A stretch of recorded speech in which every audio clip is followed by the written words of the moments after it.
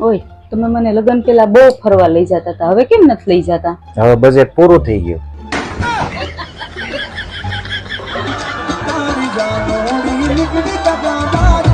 તું કેમ મારી બાને ચાના ઓર્ડર દેશ બેઠી બેઠી?